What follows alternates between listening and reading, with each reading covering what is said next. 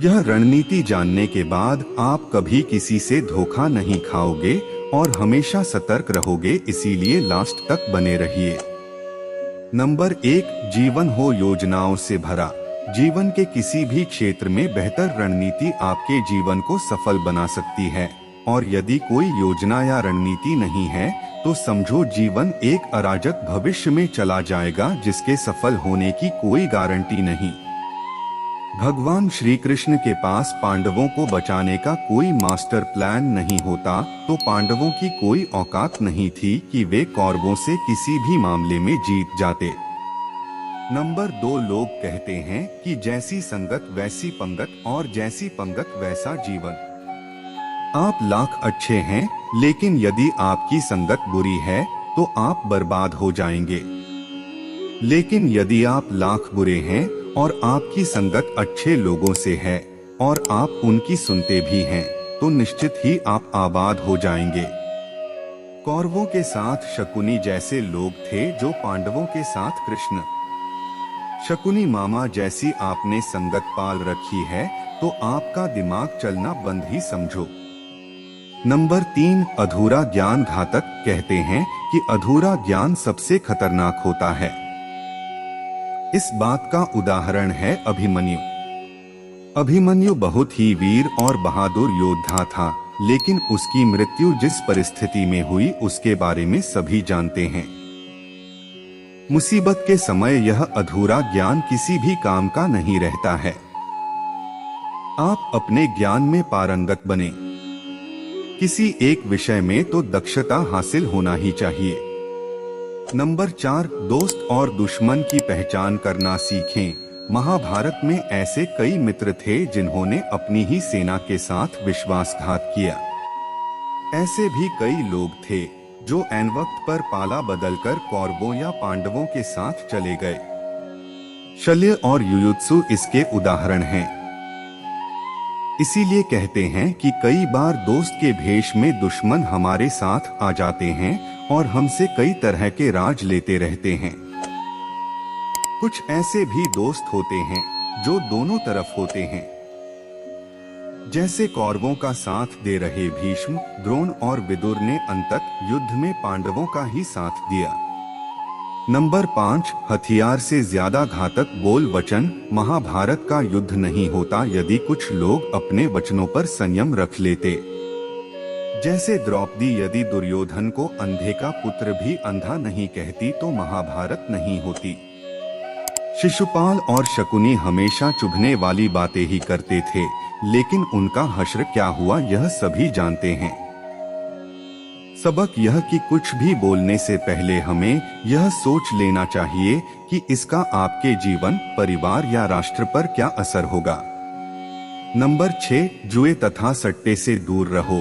शकुनी ने पांडवों को फंसाने के लिए जुए का आयोजन किया था, जिसके चलते पांडवों ने अपना सब कुछ दांव पर लगा दिया था।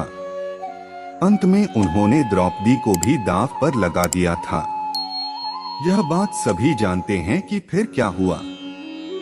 जुए, सट्टे, षड्यंत्र से हमेशा दूर रहो। ये चीजें मनुष्य का जीवन अंधकारमय बना देती हैं। नंबर 7, सदा सत्य के साथ रहो। कौरवों की सेना पांडवों की सेना से कहीं ज्यादा शक्तिशाली थी। एक से एक योद्धा और ज्ञानीजन कौरवों का साथ दे रहे थे। पांडवों की सेना में ऐसे वीर योद्धा नहीं थे। कहते हैं कि विजय उसकी नहीं होती जहां लोग ज्यादा हैं, ज्यादा धनवान हैं या बड़े पदाधिकारी हैं। विजय हमेशा उसकी होती है जहां ईश्वर है, और ईश्वर हमेशा वही है जहां सत्य है। इसलिए सत्य का साथ कभी न छोड़ें। अंतत सत्य की ही जीत होती है। सत्य के लिए जो करना पड़े करो।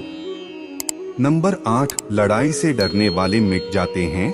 जिंदगी एक उत्सव है, संघर्ष नहीं। लेकिन जीवन के कुछ मोर्चों पर व्यक्ति को लड़ने के लिए हमेशा तैयार रहना चाहिए। जो व्यक्ति लड़ना नहीं जानता, युद्ध उसी पर थोपा जाएगा या उसको सबसे पहले मारा जाएगा।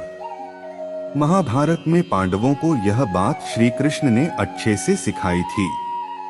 पांडव अपने बंधु बांधवों से लड़ना नहीं चाहते थे, लेकिन श्री कृष्ण ने समझाया कि जब किसी मसले का हल शांतिपूर्ण तरीके से नहीं होता तो फिर युद्ध ही एकमात्र विकल्प बच जाता है। कायर लोग युद्ध से पीछे हटते हैं। युद्ध भूमि पर पहुंचने के बाद भी अर्जुन युद्ध नहीं करना चाहता था। तब भगवान श्री कृष्ण ने उससे कहा कि न कोई मरता है और न कोई मारता है, सभी निमित्त मात्र हैं। आत्मा अजर और अमर है, इसलिए मरने या मारने से क्या डरना। नंबर 9, खुद नहीं बदलोगे तो समाज तुम्हें बदल देगा। जीवन में हमेशा दानी, उदार और दयालु होने से काम नहीं चलता। महाभारत में जिस तरह से कर्ण की जिंदगी में उतार चढ़ाव आए, उससे यही सीख मिलती है कि इस क्रूर दुनिया में अपना अस्तित्व बनाए रखना कितना मुश्किल होता है। इसलिए समय के हिसाब से बदलना जरूरी होता है, लेकिन वह बदलाव ही उचित है जिसमें सभी का हित हो। कर्ण ने खुद को बदलकर अपने जीवन के लक्ष्य तो हासिल कर लिया, लेकिन वे फिर भी महान नहीं बन सके, क्योंकि उन्होंने अपनी शिक्षा का उपयोग समाज से बदला लेने की भावना से किया। बदले की भावना से किया गया कोई भी कार्य आपके समाज का हित नहीं कर सकता।